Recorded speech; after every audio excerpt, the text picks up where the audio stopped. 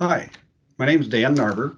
I'm a project manager with the Iowa Economic Development Authority, and I'm going to be discussing with you the federal labor standards provisions for your community development block grant projects.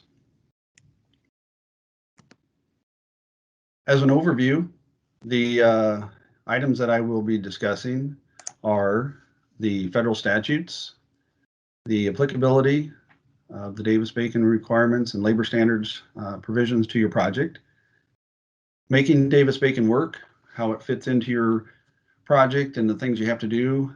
This includes the requirements of the Davis-Bacon laws and also your responsibilities as a grant recipient and grant administrator. I will also then go over enforcement and compliance components of the Davis-Bacon requirements and labor standards. And to finish things up, go over some common questions and problem areas that we note or have noted over time during our monitoring visits. So the federal labor statutes that make up the labor standards provisions are the following four: the Davis-Bacon related acts, the Copeland Act, also referred to as the Anti-Kickback Act, the Contract Work Hours and Safety Standards Act, and the Fair Labor Standards Act.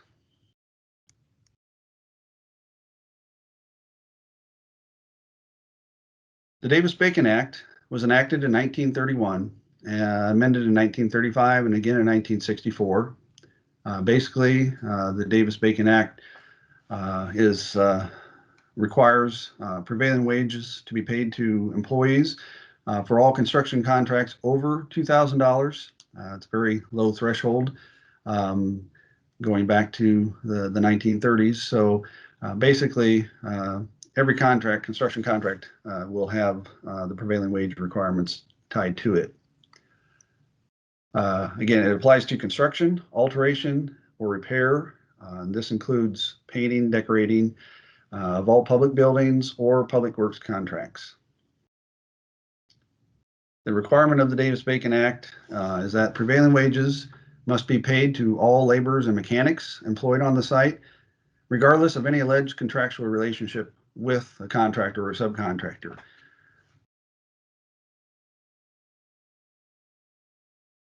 The Davis-Bacon Act also requires weekly pay to mechanics and laborers, requires posting of the applicable wage decision for the project, defines the prevailing wage to include fringe benefits.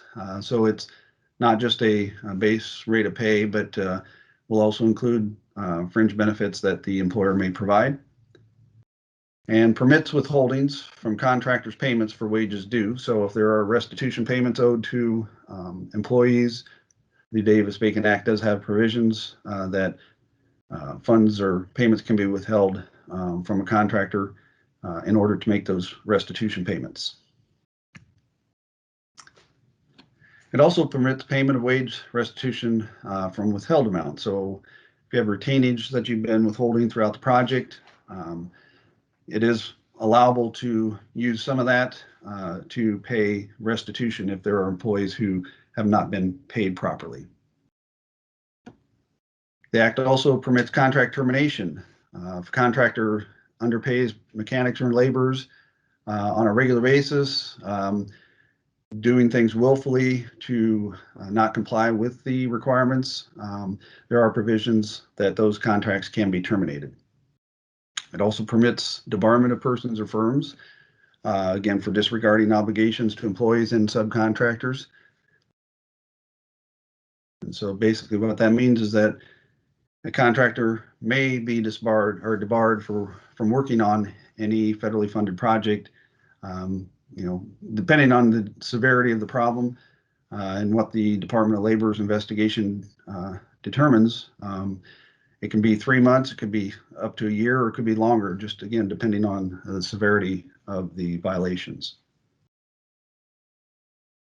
The Davis-Bacon Act is applied to the Community Development Block Grant Program through what's called related acts. And so this slide provides you a list of what the acts are for HUD programs that trigger the Davis-Bacon requirements for those programs. Specifically, with working with CDBG, water and sewer, community facilities programs, the Housing and Community Development Act of 1974 is the related act that triggers the Davis-Bacon requirements. The next statute, the Copeland Anti-Kickback Act, was enacted in 1934.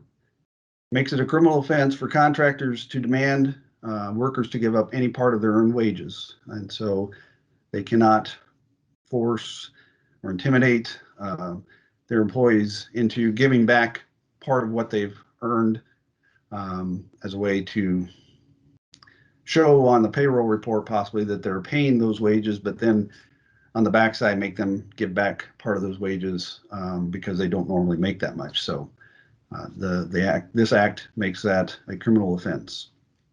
It also requires submission of weekly certified payroll reports, and also the statement of compliance must be submitted with each payroll. And I will be going over that a little bit later in this discussion, the actual payroll report and that statement of compliance, and kind of walk through that process on how to fill those out. Copeland Act also allows for civil or criminal prosecution for willful falsification of payrolls. So if they're signing a payroll report certifying that they've paid individuals based on what shows on the front side of the report, classified them that way and paid them, if that is not correct and they've certified that payroll report as being correct, they can be prosecuted for falsifying the payroll report. The Copeland Anti-Kickback Act also regulates payroll deductions from wages. There are things that are allowed to be deducted, but as part of that process, the employee must acknowledge and sign a certification or acknowledgement that they understand what's being deducted from their weekly pay. The next act is the Contract Work Hours and Safety Standards Act. This was enacted in 1962 and applies to contracts over $100,000, which is the prime contract amount. So basically, all of our contracts trigger that Contract Work Hours and Safety Standards Act requirements. The main provision of this is the overtime provision, which states that work in excess of 40 hours per week on a covered project must be paid at 1.5 times the base rate of pay. The Act also provides for the the liquidated damages to be charged or assessed against a contractor if they are not paying overtime, or if they've left out overtime payments to their employees. The liquidated damages clause would allow $25 per day per worker per violation to be charged or assessed against that contractor for not paying proper overtime. The Fair Labor Standards Act sets the federal minimum wage and additional overtime requirements. So in this act, overtime applies to mechanics and laborers working in excess of 40 hours per week, similar to the Contract Work Hours and Safety Standards Act. But again, if that act doesn't apply, if a contract is less than $100,000 and it doesn't trigger that, the Fair Labor Standards Act still will be applicable, and therefore overtime requirements basically are going to be required for any work or any project because of one of these two acts. The Department of Labor actually has the enforcement authority for the Fair Labor Standards Act, and they're responsible for investigating any violations related to that. So those are the federal statutes and laws that make up the labor standards provisions. Next, we'll go into the applicability of the Davis-Bacon requirements on your project. That's the biggest part of what you'll be doing once you get into construction. Will be to monitor and check for compliance with the prevailing wage requirements So this next part of the discussion will focus on how that applies and kind of walk through the process of those requirements. Again, the Davis-Bacon Act is applicable to CDBG through the related acts, as I mentioned earlier, the Housing and Community Development Act of 1974. And it does apply when federal funds are used to pay for construction contracts of more than $2,000 in whole or in part. So basically anytime CDBG funds are part of a project, no matter how much other federal money or other local money is involved, the Davis-Bacon requirements are going to be triggered by that. The Davis-Bacon requirements apply differently when it comes to residential construction. For applicability of the requirements, the property has to have 8 or more units before the prevailing wage requirements kick in. If it's 7 units or less, the Davis-Bacon requirements generally don't apply. There could be some instances where there may be, it may be necessary. I guess if there's any specific projects you have, we don't do a lot of housing or residential work with Davis or with CDBG. But if you have a question about that or feel like you have, there may be a possibility that it could come into play, please contact me and I'll help you through that, and we can work through it to make sure we have the information we need to determine if those requirements are going to apply. There are certain exceptions for the Davis-Bacon requirements. In certain cases, a grantee can pay non-construction costs without triggering Davis-Bacon. Those are considered soft costs. Generally, in our programs now with the Water and Sewer Fund and the Community Facilities and Services Fund, that doesn't really come into play. We did run into cases where this was possible when we had some of our flood relief funding going towards large multi-million-dollar housing developments or projects, multifamily projects, where those funds, our funds, could be used for architectural, engineering costs, other preliminary or planning type activities like that. But again, with the Water and Sewer Program and Community Facilities and Services Fund projects, that's generally not going to be the case. Demolition is exempt. The actual demolition contract would be exempt from Davis-Bacon requirements, except if subsequent construction is planned as part of the same contract that is covered by CDBG or by Davis-Bacon, or if the subsequent construction is contemplated as part of a future construction project under another eligible activity. So it could apply to the demolition if it is directly related, and there are other activities that are going to follow that demolition as part of another covered contract. So again, we don't run into demolition issues much with these 2 programs that we're talking about, but if you have questions about that, certainly give me a call, and again, we can discuss those. Volunteer labor is another possible exception for the Davis-Bacon requirements. Generally, this doesn't occur. I think I've maybe used that once or twice in the time that I've been doing this. But in order to use volunteer labor, we first have to get an approval from our HUD office to make sure that the labor being described meets the volunteer labor definition.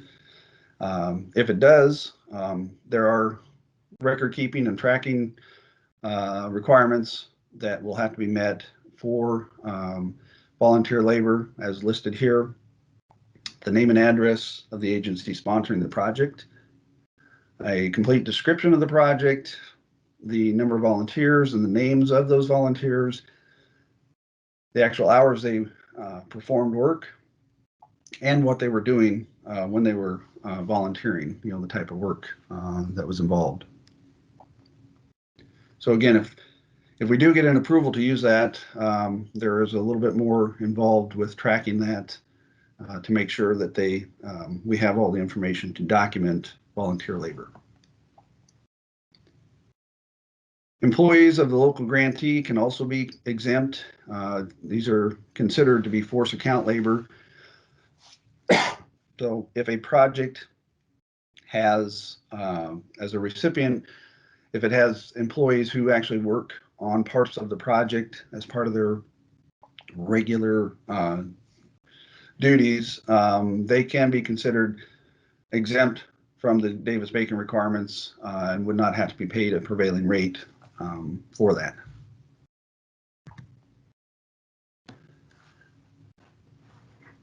The next area, we'll go through a process or discussion about making the Davis-Bacon requirements work for your projects. There are several resources available for you. The CDBG Management Guide is available on our website. The reference to the Davis-Bacon requirements and labor standards is in Chapter 2, along with a lot of the other federal laws and things that apply. Appendix 2 contains forms and other supporting documentation related to the Davis-Bacon requirements, and also a section with required contract language. All federal contracts or all construction contracts must include the federal contract language that's provided, and that includes subcontracts and subcontracts have to have that. It's all in the management guide, and usually it's easiest if that section is just copied, provided to the engineer or architect to have them insert directly into their bid documents. That way everything's there and we know that all the required language is included in the contract. The Contractor's Guide to Prevailing Wage Requirements for Federally Assisted Construction Projects is another document that's available. It's a layman's term for contractors to provide them information they need to be in compliance with prevailing wage requirements. It's a pretty straightforward and simple read based on the federal guidelines. So I usually send this out when I do an approval of wage determination. So you should get a copy of that you can then forward on to the engineer or architect for their use. The other document that I use quite a bit when I'm referencing or citing laws or guidelines for questions that may come up is the HUD Handbook 1344.1, Federal Labor Standards Requirements in Housing and Urban Development Programs. And again, this is kind of the federal language for documenting, compliance, enforcement activities, definitions of things related to the Davis-Bacon requirements. And a lot of the information in that contractor's guide comes from this HUD document as well.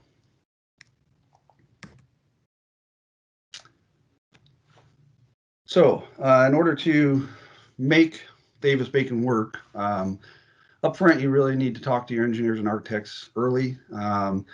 Make sure that they understand it's a federal project and that federal funds are involved. They need to ensure that the bid documents contain the proper wage determination.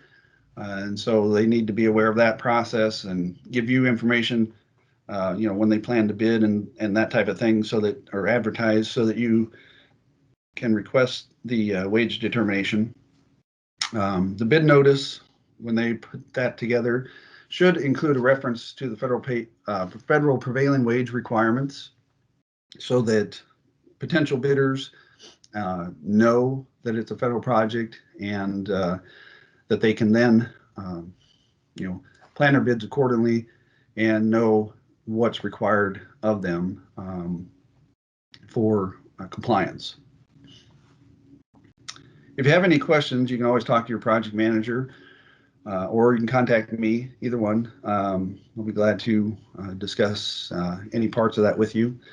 So feel free to call us to make sure that we're all on the same page. It's better to talk about these things up front and make sure we've got everything we need, that everybody's on the same page, as opposed to going through the process and finding out halfway through construction that something was missed, or the wage determination wasn't requested, or whatever the case may be, and then have to try to go back and make restitution and make corrections and everything. So anytime you have questions, please give us a call.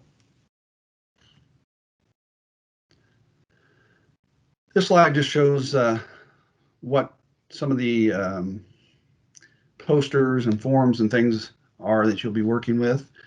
On the job site, there are going to be the safety and required postings, OSHA posters, the federal prevailing wage posters. And so those things are all part of the compliance process. Interviews on site with workers, that HUD Form 11, that'll need to be part of your process for compliance.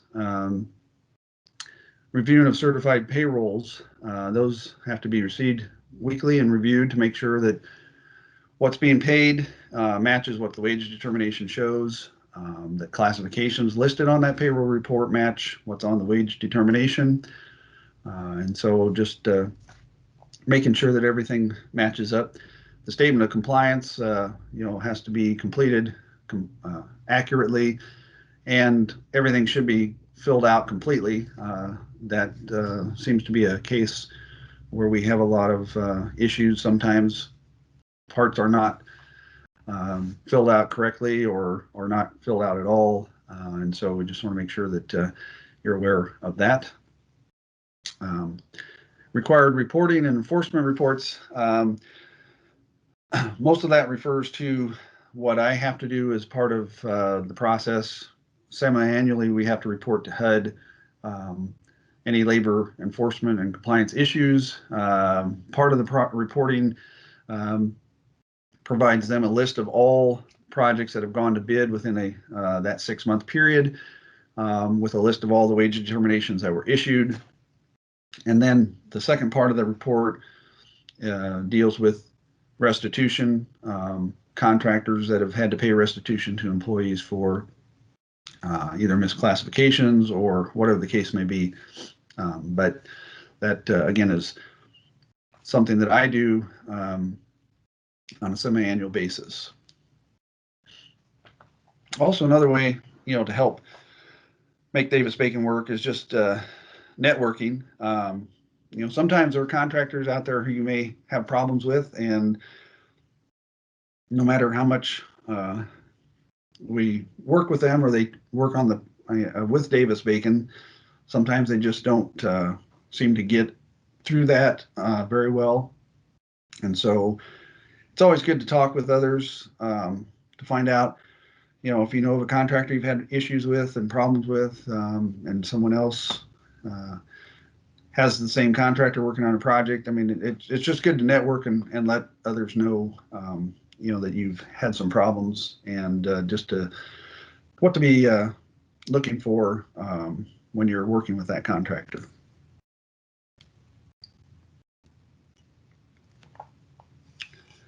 You should also designate an individual for compliance monitoring.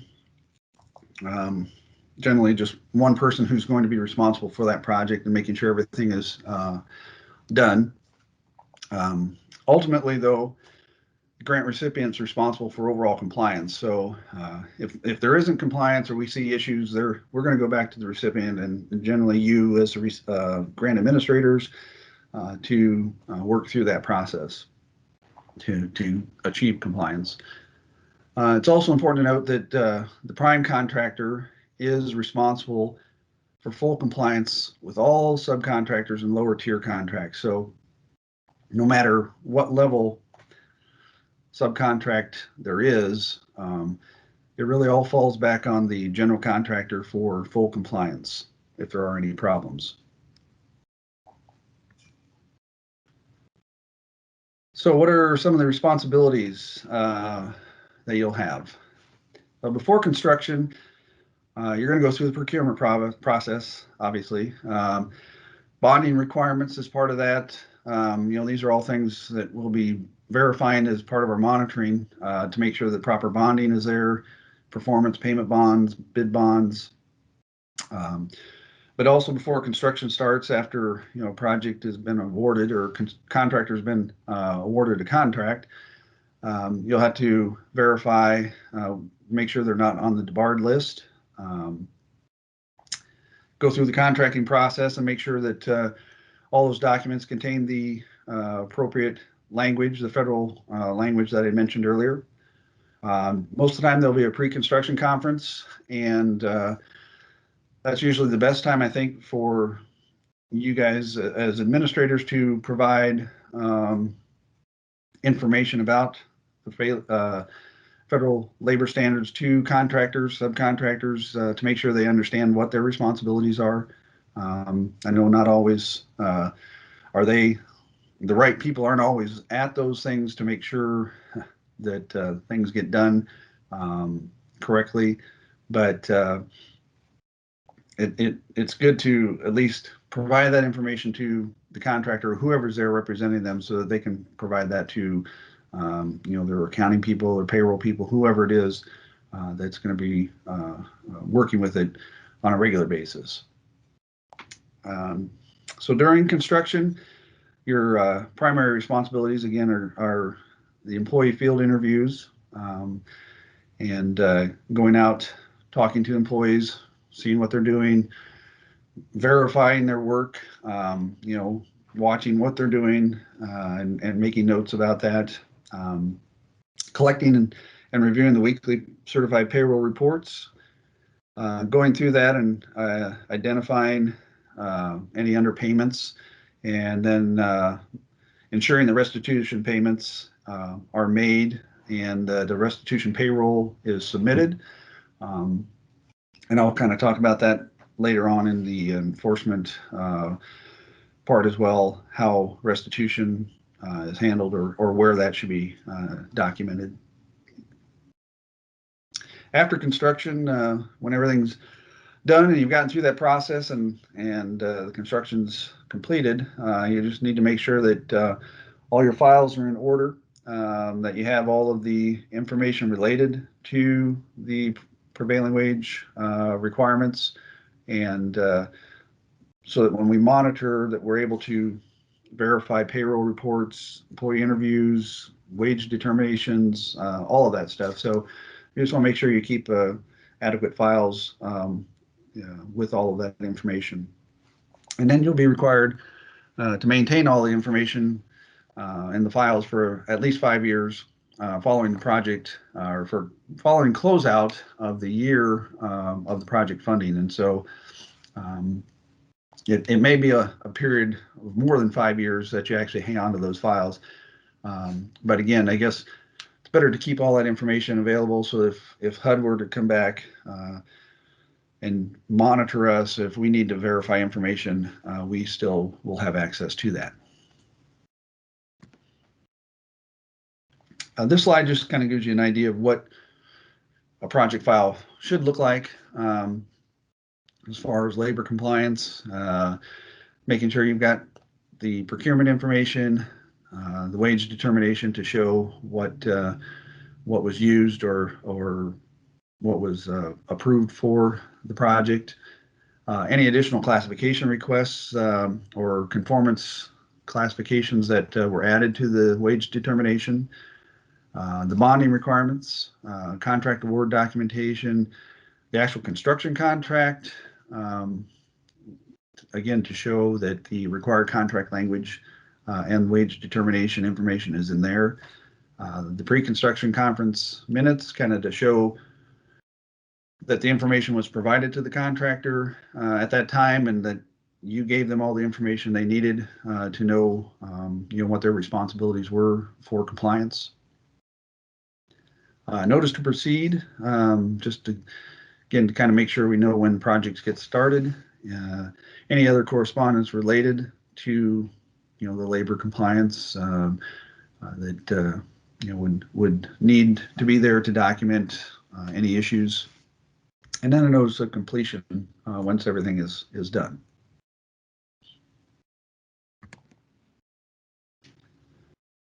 You'd also need to ensure the bid documents, contracts, and subcontracts contain the federal labor standards provisions. This is a HUD form, HUD 4010. It's included in our management guide. And I believe also there's a labor packet that's available that kind of has all the forms and things that I normally send out as well. But that contains all these provisions. But the contracts should have that wording in it as it's presented on this HUD form 4010. You also want to ensure the bid documents, contracts, and subcontracts contain that applicable wage determination, just to make sure that all contractors and subcontractors are aware of what that is, and that it is a part of their contract and they know that they're responsible for compliance with that. You'll want to review the certified payroll reports and confirm any discrepancies you might find, comparing them with employee field interviews, and making sure that that those things match up. If for some reason someone's listed as a laborer on the payroll report and you go out and see them operating a backhoe or some other power equipment, then there's a problem, and those are the things that we would want to make sure are addressed with the contractor. So the process for obtaining the wage determination, it's pretty simple, and it's all done through Iowa grants, but we would like you to request those at least 30 days prior to the bid advertising date. I know that's not always possible. Sometimes you may not find out from the architect or engineer, until maybe a week, 2 weeks before they want to advertise for bids. And that's okay too. I can try to get those through as quick as I can. You do have access to wage determinations through the federal system. And it's okay if you pull that wage determination to provide to them before it's approved. But I guess the best thing is to get those in early so they can be approved. And if for some reason when I do an approval, if it happens to be the wrong one that's been provided to the engineer, we'll make a correction and make sure that the correct one is issued, because they will still have to conform or comply with that wage determination. Again, the request can be submitted in Iowa grants.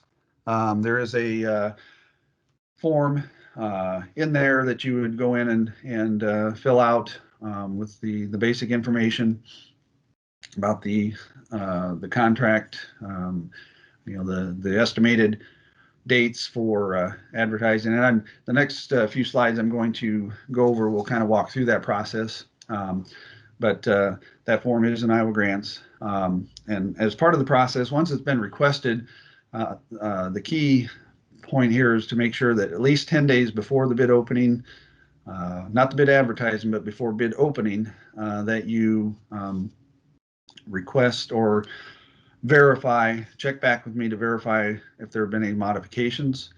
You don't have to submit a request in Iowa grants for that 10-day check. You can email me and just ask and verify that it's still current. But again, that's needs to be done, because if for whatever reason it does modify prior to or more than 10 days before that bid opening date, the contractor will be required, or the bid documents will be required to be updated to include the most current wage determination. So that's why we need to have you check back prior to that bid opening. All wage determinations, again, must be included in the bid documents so that contractors and subcontractors are aware of those requirements and what's expected of them.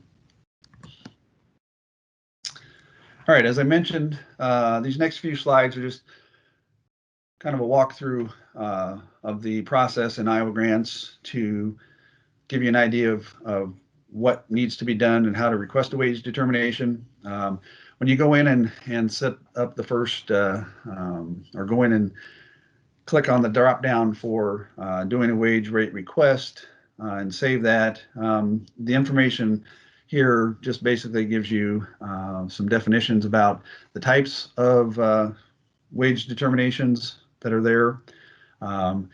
Most of the wage determinations that you'll be working with for these projects will be the heavy and highway decision, which is kind of a catch-all for all heavy type work on water and sewer projects. The treatment decision relates to any construction work on water and sewage treatment facilities, no matter what that work is. If it involves treatment, that wage determination will apply. Some of the other projects, if there's a building, like if it's a child care or other facilities or downtown revitalization projects, the building decision generally is the wage determination that will apply in those projects. All right, so this is just a screenshot from a recently approved or submitted wage rate request. The date requested, when you're filling out the form, you'll put that date in as the date that you've started the form. The estimated dates are important, especially the bid opening date, because that again gives us an idea of when that wage determination should be checked, that 10-day check to make sure nothing has been modified. But when you're filling this out, please fill out all the estimated dates, the advertising, bid opening, contract award, and construction start date, so that we can kind of just track that and make sure if for some reason it doesn't happen, that's okay. But at least it gives us an idea of where things are with the project. The other important part of this form is completing the decision number. Again, based on the type of work that's being done from those previous definitions, you'll select the wage determination that applies. This one you'll note is the IA 210003, which is the treatment decision for Iowa. And the modification number is mod 0. Everything modified or rolled over to the new calendar year, I think January 1st, and this one hasn't modified since it was first published, so we're still on mod 0. But it's important to check to make sure we have the correct modification. When you fill this out, you fill it out in this order or in this form using the numbers shown there.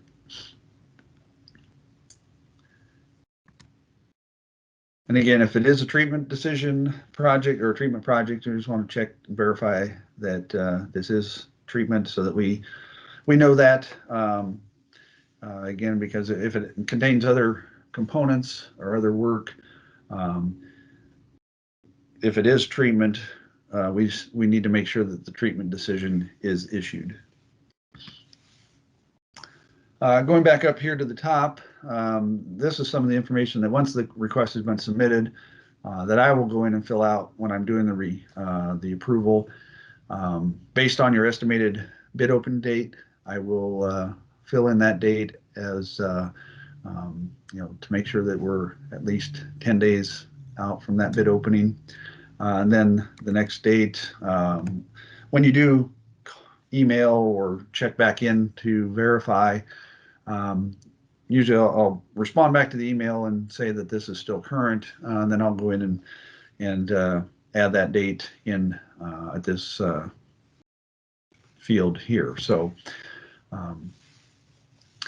again, the work type, I guess, is an important piece to remember too. When you're filling these out, make sure that you do have the correct, whether it's treatment or heavy work, building, if it's related to DTR projects or other community facilities that involve actual facility construction. Down at the bottom of the form, there's a place that you can add notes, and generally this is where I will add the note that the wage determination is correct for the project after I've done the approval, and I just put in there the information about the estimated when the estimated bid opening date is and what the 10-day check date would be based on that. Again, that can change. I know bid openings don't always occur when they're scheduled, but if it does, just let me know that, and we can make sure that we have that information in this section here as well. But I guess the important part is that if it does change, you'll want to make sure you then adjust that 10-day check date to make sure you verify again before that bid opening. The very last section of the form is the wage rate supporting documents. This is where you're going to actually upload the wage determination, which is in this file. So when you get to that point, you'll go to the federal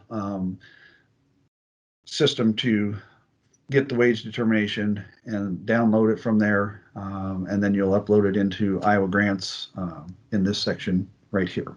And then when that request comes in, I check to make sure what you've uploaded is correct based on the type of construction, and then if everything looks good, I do the approval. All right, so that's a brief discussion of the process for requesting wage determination. These next few slides are just screenshots of an actual wage determination.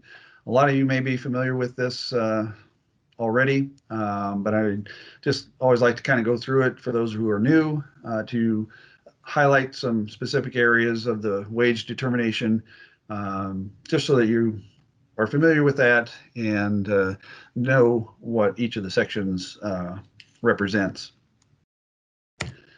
So the first section, or the first line, is the general decision number.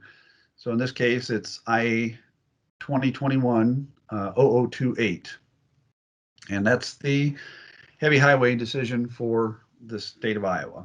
And so that's what we refer to when we say heavy highway decision, that this is the one we're talking about. You can see from the date at the end of that line that it was published again on January 1st of this year. The next line, just before I hop down, right below the general decision number, you'll see that superseded general decision number.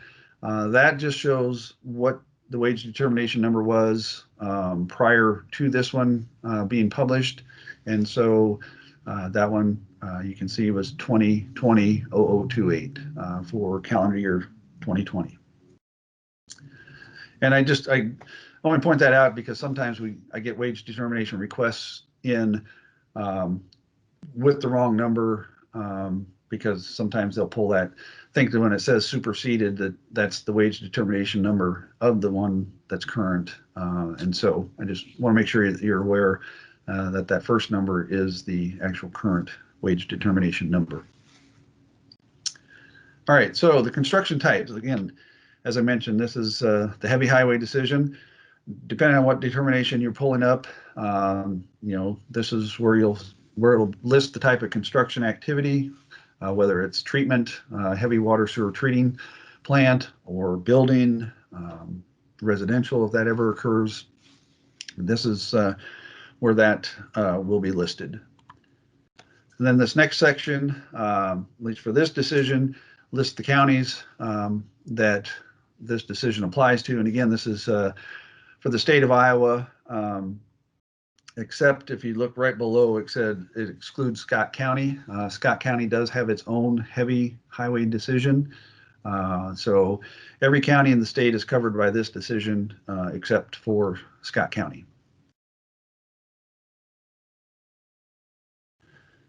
All right. The next line, the modification number and publication date.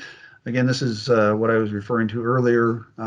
You'll want to make sure that you have the most current number or modification. Since this one hasn't, when they first come out, they're at modification 0. And since this one hasn't changed, that's where we're still at. I know some decisions, a lot of times building decisions modify more often, and some of those I think I've seen have modification number 1 already, possibly 2. But this is where you'll find that mod number when you're filling out the request form. All right. So you've got the list of classifications. As you can see, the carpenter, pile driverman classification, concrete finisher, electrician. So those are the classifications that are actually on this wage determination that DOL has published. The wage and rate fringe benefit information are shown here with these blue arrows. The first column is the base rate of pay, the hourly rate that the contractor has to meet. The second column is the fringe benefit amount. So for a Zone 5 carpenter, you're looking at $25.15 per hour plus $9.90 in fringe benefits.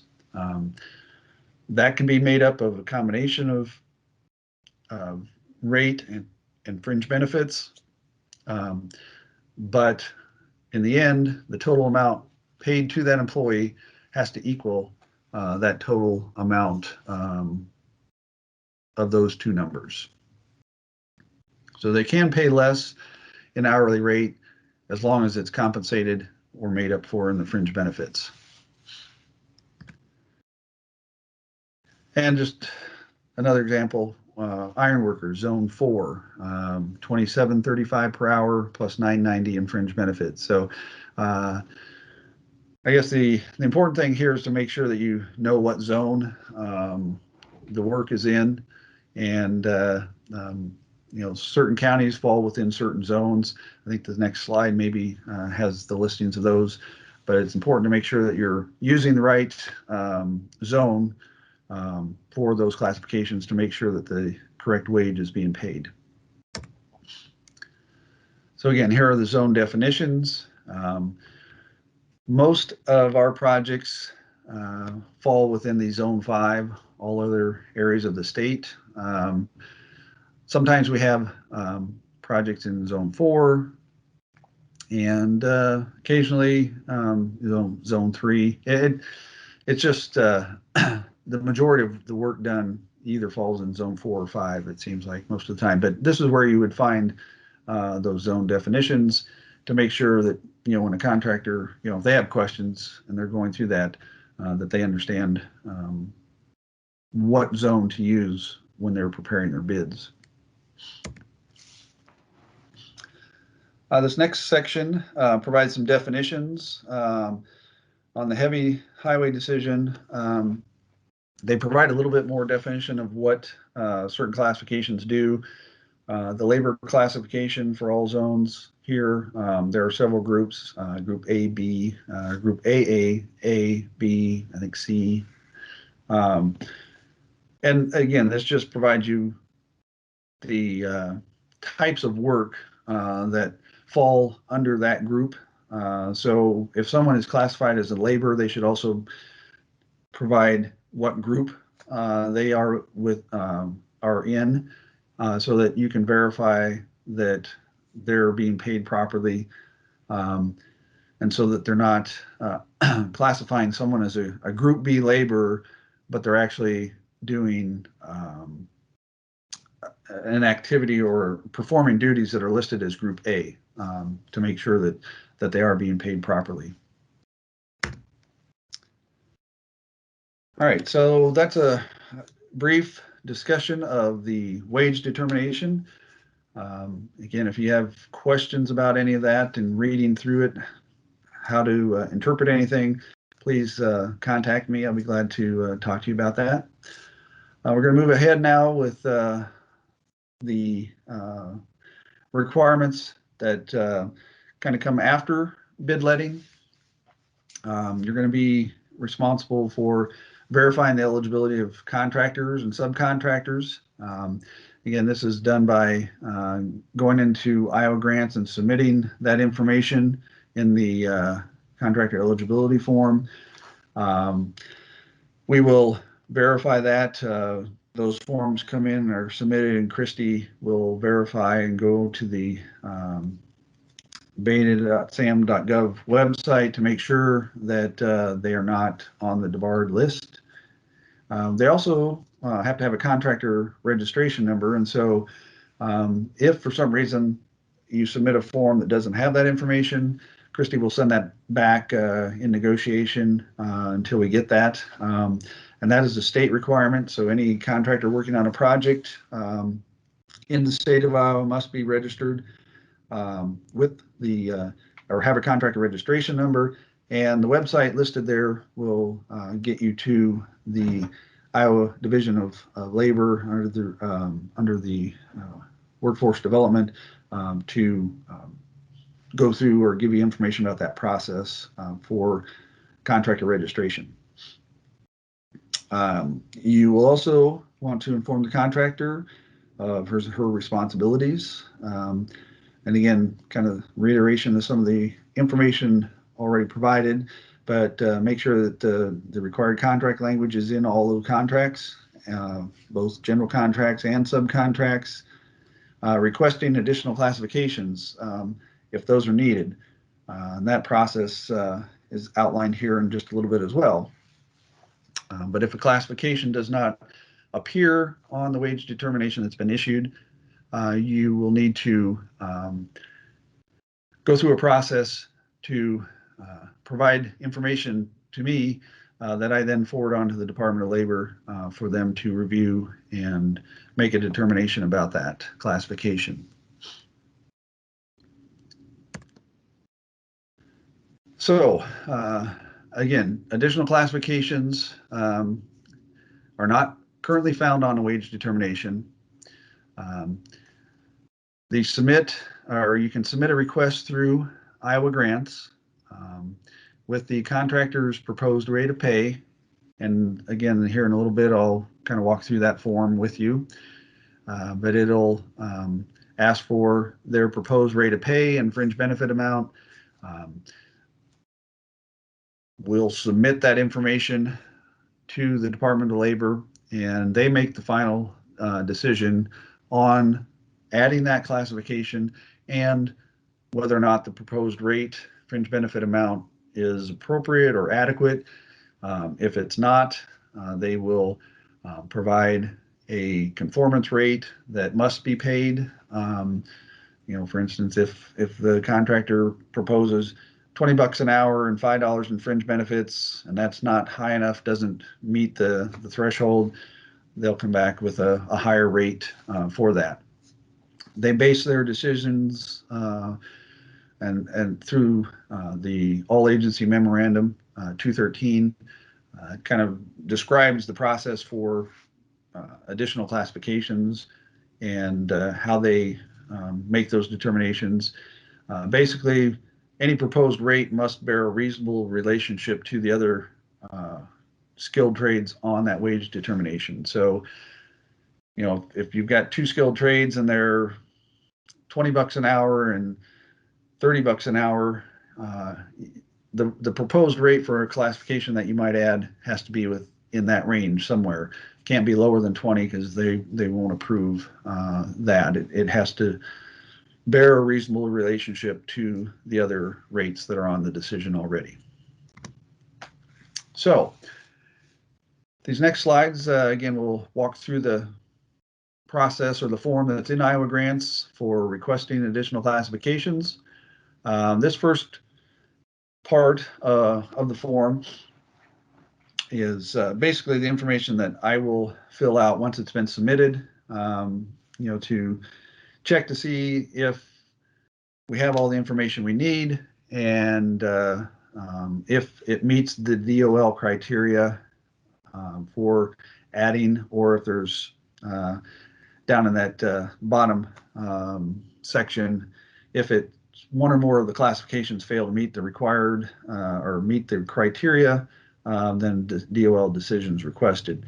Some of the requests that come in based on the rates that are proposed, if they're all higher than what's already on the decision, it's easy to mark the approved and meets all criteria and send it on.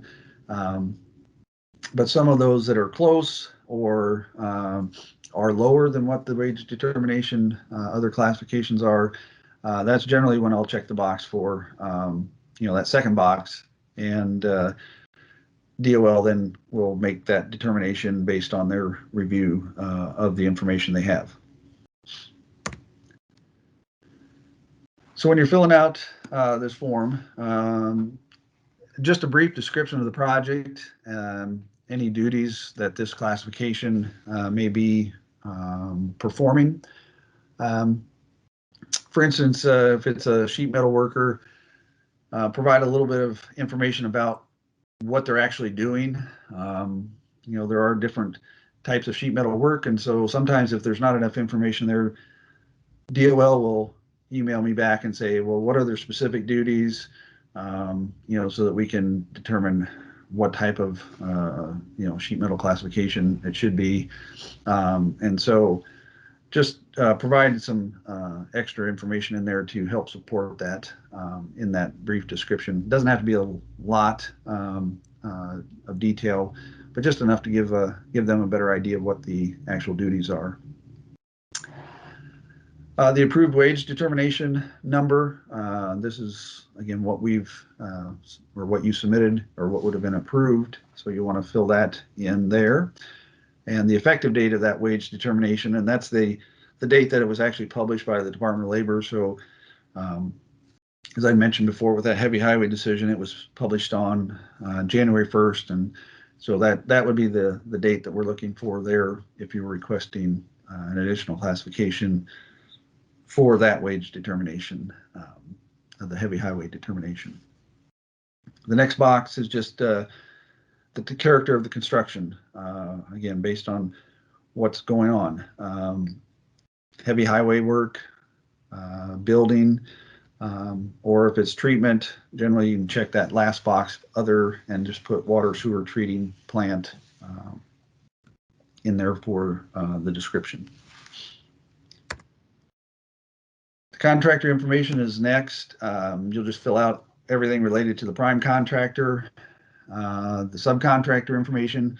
Make sure you have all of that detail as well. And just be sure to fill these out completely. Sometimes if one of the fields gets left blank, it won't generate the report that I need to send in to DOL. So just be sure before you submit, be sure to make sure that everything's filled out completely. And the next section is the actual rate and fringe benefit amount, and then the actual classification. So whatever they're asking for, in this case is the plumber. They proposed that the basic rate of pay would be $28.50, and that they were going to pay $12.50 in fringe benefits. So once you have that information all there, you can then save the form and submit it to me. That bottom half, basically what I will fill in once the decision from DOL comes back. And if they approve what's been proposed, or if it's a different amount, that's where I enter that in that bottom section.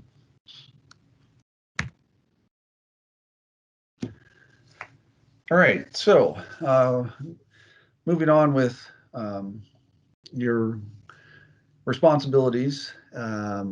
After construction's been underway and you're starting to get payroll reports, you're going to need to look at those weekly reports to ensure that everything matches up.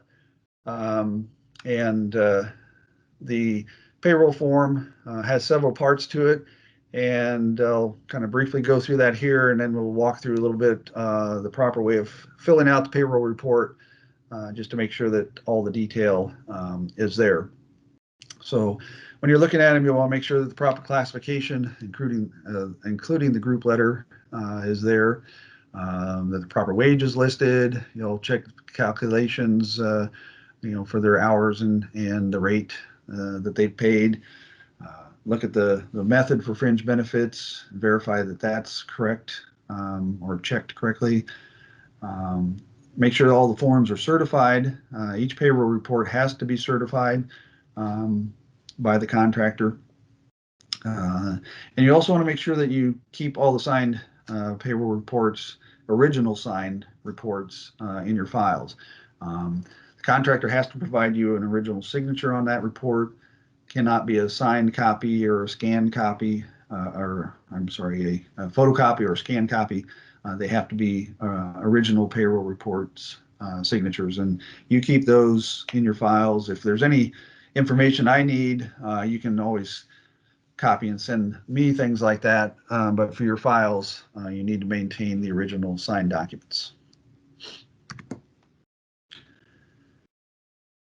Part of the process also involves on-site interviews. The HUD Form 11, I think I mentioned earlier, is the employee interview form that's used. And when you're going through the interview process, the big things you're looking for is, making sure that that they're classified correctly, and that what they tell you they're classified as matches up with what's on the wage determination. Check their, observe their duties on site, see what they're doing, and make sure that that matches the classification that they have provided. And also verifying that their stated wage conforms to the weekly payroll form. A lot of times they may not know exactly what they're making, but if you ask them, how much they're making, and they tell you $20 an hour classified as a labor, but they should be making $30 an hour, then that's obviously a problem that needs to be addressed. So here's the employee interview form. And again, it's pretty self-explanatory. You're just basically going through and filling this out based on the information they provide to you.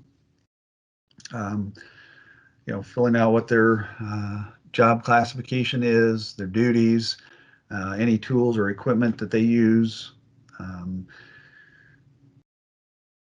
Find out if they're an apprentice or if they're in any kind of apprenticeship program, making sure that, if that's the case, then, there are some other pieces of documentation that we'll need. The employee signature is important to have in the date of that so that you can then match this up with the certified payroll report that came in for that week, that you can verify that on this date that they were there, that you interviewed them, that everything matches up with that payroll report, for that includes that date.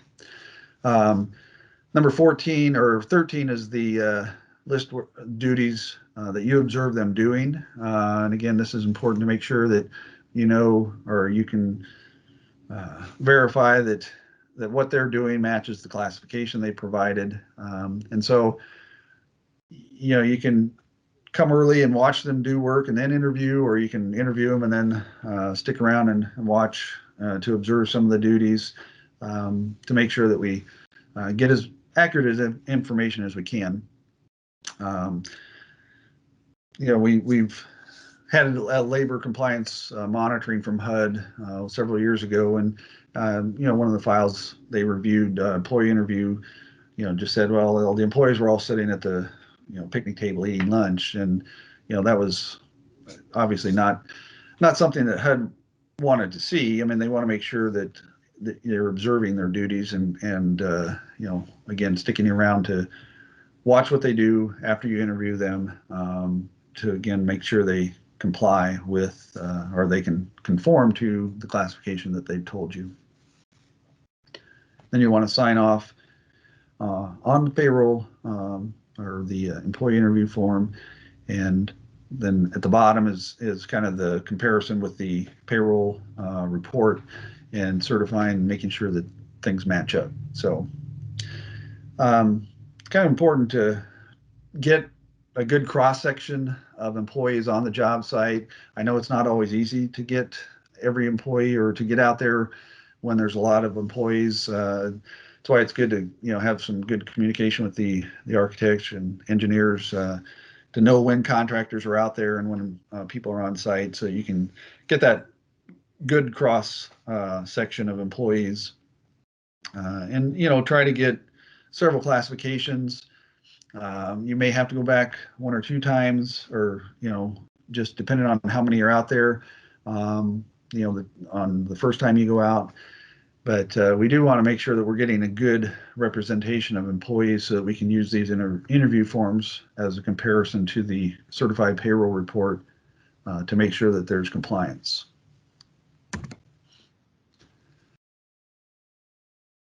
All right. Also, when you're on site doing interviews, a couple other things you can check for are the posters, to make sure that those things are posted at the job site, the federal labor standards provisions, that HUD 4010 that I mentioned, the labor posters, and we have that in English and Spanish. The actual wage determination should be posted on the at the job site on the project board. And this should all be in an area that is accessible to all the employees, that they all have the ability to access and be able to see. But part of being on site would include checking to make sure that those things are posted as well.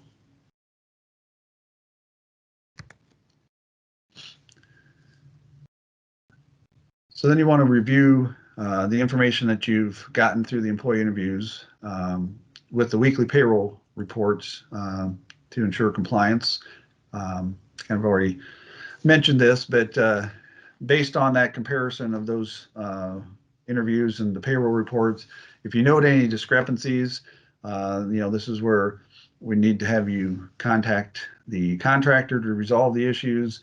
If it's I saw this guy working on a backhoe, but he's listed as a laborer. That's something that the contractor is going to have to address and resolve. And if it is determined that he was actually doing a lot of operator work, then that's when the contractor is going to have to provide restitution for those hours, and then submit a certified payroll report to document that those wages have been paid to that employee.